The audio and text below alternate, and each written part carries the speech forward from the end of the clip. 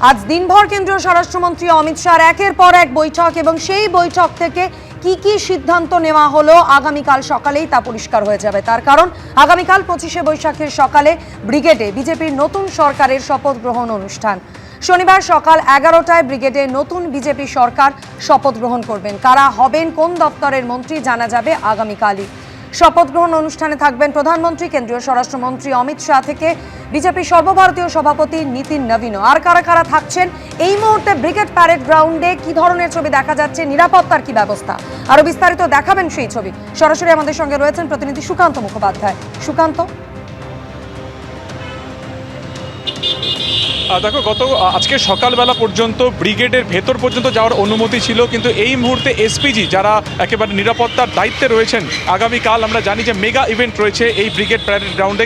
একদিকে 25শে বৈশাখ, তার মধ্যে আগামীকাল নবনির্বাচিত এই যে সরকার, সেই সরকারের কারা মন্ত্রী হবেন সেটা তারা যারা শপথ নেবেন এখানে, তারা প্রত্যেকে এখানে উপস্থিত থাকবেন, সমস্ত বিধায়করা উপস্থিত থাকবেন, সাধারণ মানুষ তারা অংশগ্রহণ করবেন এই অনুষ্ঠানে। ফলত স্বাভাবিকভাবেই বড় মেগা ইভেন্ট যা আর কয়েক ঘন্টার মধ্যে রাত পোহালি শুরু হবে, তার আগে শেষ মুহূর্তের প্রস্তুতি চলছে। ইতিমধ্যে মাঠের ভেতরে কিন্তু শুধুমাত্র যারা কাজ করছেন তারা, ভিভিআইপি যারা আসছেন, আইএএস অফিসার যারা আসছেন বা আইপিএস অফিসার যারা আসছেন, তারা ছাড়া কাউকে কিন্তু ভেতরে অ্যালাউ করা হয়নি নিরাপত্তার স্বার্থে।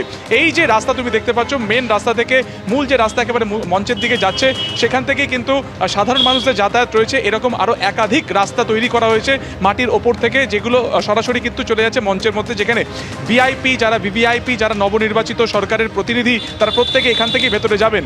একাধিক হ্যাঙ্গার সেখানে করা হয়েছে, অস্থায়ী হ্যাঙ্গার, তা সেই দেখতে পাচ্ছ সেখানে এখনও তৈরি হওয়ার যে প্রক্রিয়া তা চালানো হচ্ছে।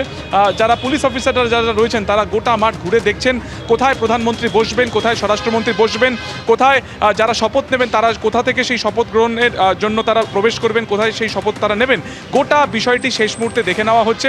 এবং দেখতে কলকাতা পুলিশের যারা আধিকারিক তারা এখানে রয়েছেন। মেন গেট পুরোপুরি বন্ধ, কোনো কার্ড ছাড়া বা আইডি কার্ড ছাড়া ভেতরে কাউকে অ্যালাউ করা হয়নি। ফলত রাত পোহালেই মেগা ইভেন্ট, তার আগে শহরে আনাগোনা কিন্তু শুরু হয়ে যাবে। এবং আগামীকাল আমরা জানি যে প্রধানমন্ত্রী আসবেন, ইতিমধ্যে অমিত শাহ চলে এসেছেন এবং শেষ মুহূর্তে প্রস্তুতি এই মুহূর্তে কিন্তু ব্রিগেডের দেখা যাচ্ছে। ধন্যবাদ সুকান্ত। জয়ী বিজেপি প্রার্থীদের মধ্যে কে হবেন মুখ্যমন্ত্রী, কেই বা পাবেন মন্ত্রিত্ব, তা জানা যাবে আগামীকালই। তবে এই প্রসঙ্গে ইঙ্গিতপূর্ণ মন্তব্য করেছেন দিলীপ ঘোষ। বাংলার সার্বিক উন্নয়ন প্রয়োজন, তাই প্রতিটি দপ্তরই গুরুত্বপূর্ণ। মন্ত্রিসভা নিয়ে কি বলেছেন দিলীপ ঘোষ, দেখুন। সারা পশ্চিমবাংলায় সার্বিক উন্নয়নের দরকার আছে, প্রত্যেকটি দপ্তরই গুরুত্বপূর্ণ আছে। আর এটা পুরোপুরি আমাদের পার্টির নেতৃত্বের হাতে আছে কাকে কি দপ্তর দেওয়া হয়। আমরা পার্টির কর্মী কার্যকর্তা, আমাদেরকে ইলেকশন লড়তে বলা হয়েছে, লড়েছি, জিতেছি। এবার পার্টি যে দায়িত্ব দেবে প্রত্যেককে সেটা পালন করে এই মিশনকে সাকসেস করবে। এবিপি আনন্দ, এগিয়ে থাকে, এগিয়ে রাখে।